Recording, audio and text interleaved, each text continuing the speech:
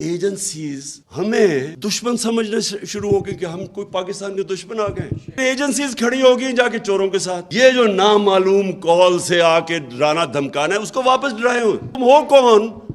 ایک تنخواہ دار آدمی مجھے میرے ٹیکس کے پیسے سے کام کر رہا ہے, اس کو پیسے مل رہے ہیں اور مجھے ہی دھمکیاں دے رہا ہے کہ تم یہ نہ کرو, تم وہ نہ کرو. مجھے تو حیرت ہوتی ہے کہ ہمارے یہ جو لوگ ملک کے محافظ ہیں, کیا ان کو نہیں نظر آ رہا کہ ملک کے ساتھ کیا ہو رہا ہے؟ کہ یہ جس طرح جا کے ابھی چیری بلاسم وہاں سے ہو کے آئے نیو یارک, کوئی آپ کی عزت نہیں کرتا.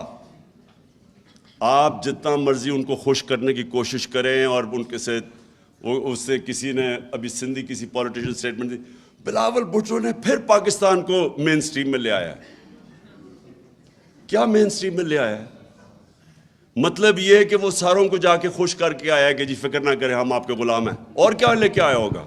اگر ہم روس گئے, امریکہ ناراض ہو گیا, مجھے تو موقع ہی نہیں ملا کیونکہ انہوں نے آتے ساتھ ہی سازش تو جیسے واپس آیا تو گیم چلا دی تھی انہوں نے.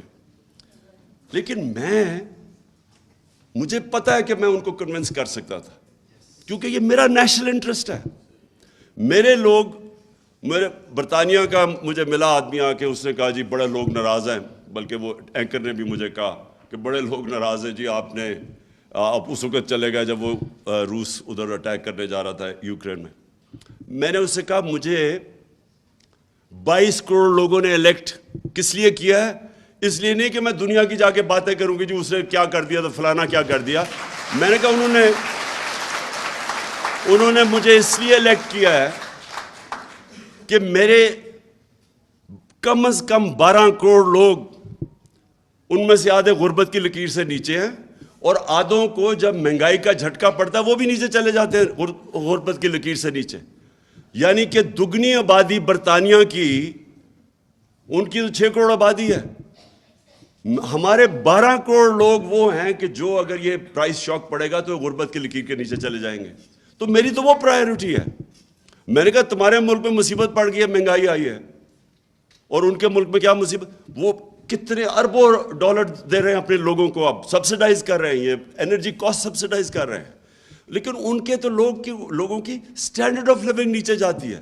ہمارے لوگ 2 وقت کی روٹی نہیں کھا سکتے. تو میری تو وہ پرائیورٹی ہے. اور میں نے تو ہر ورلڈ سٹیج پہ یہ کہنا تھا کہ ہمیں اپنی جنگوں میں نہ شامل کرو.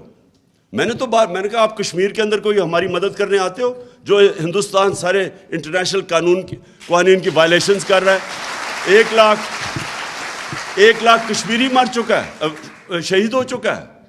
1 لاکھ کشمیری 30 سالوں میں 35 سالوں میں شہید ہو چکا ہے. کبھی آپ نے ان کی کبھی سوچا ہے؟ تو آپ کہہ رہے ہیں ہم تمہاری جنگ میں آ کے فیصلے آپ کی سائڈ پہ کھڑے ہو جائیں. اور وہ سمجھتے ہیں, یہ ڈیموکریٹک سوسائٹیز اس چیز کو سمجھتی ہیں. اور ہمیں اگر یہ جو یہاں بدقسمتی سے غلام ذہنیت ہے لوگوں کی, ان کو اس چیز کی سمجھ نہیں آتی. جو لوگوں کی ملکوں کی عزت, پہلے تو اپنے نیشنل انٹرسٹ کے لیے کھڑے ہو, اور سیکنڈلی جب آپ قوم اپنے پیر پہ کھڑی ہو جاتی ہے پھر وہ سب کچھ کر سکتی ہے. 22 کروڑ لوگ ہیں ہمارے لیے کوئی مشکل, میں آپ کو یقین دلاتا ہوں جتنا پیسہ پاکستانیوں کے پاس ہے کوئی مشکل نہیں ہے, ہم اپنا قرضے واپس کر سکتے ہیں. لیکن قوم بننا سب سے پہلے, اپنے پیر پہ کھڑا ہونا, اس کے بعد خوددار قوم بننا, پہلے اپنی عزت کروانا, پھر دنیا عزت کرے گی. جو قوم اپنی عزت نہیں کرتی کوئی اس کی عزت نہیں کرتا. اور میں آخر میں شیرین ایک ختم کرتا ہوں.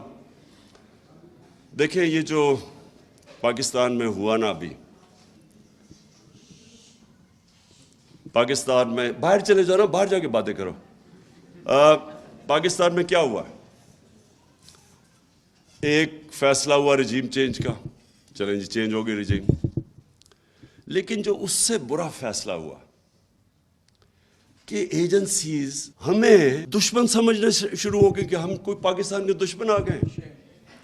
مجھے اس کی ابھی تک حیرت ہوتی ہے کہ جس طرح کے جرنلسٹ کو انہوں نے, جن کے پیچھے گئے, اور جو آج ارشد شریف جیسا صابر شاکر ملک چھوڑ کے چلے گئے, عارف حمید بھٹی اس نے چینل سے اس کو چینل چھڑوا دیے, یعنی سمیع ابراہیم, یا وہ ایاز امیر, جمیل فاروقی, اب یہ جو لوگ ہیں, عمران ریاض.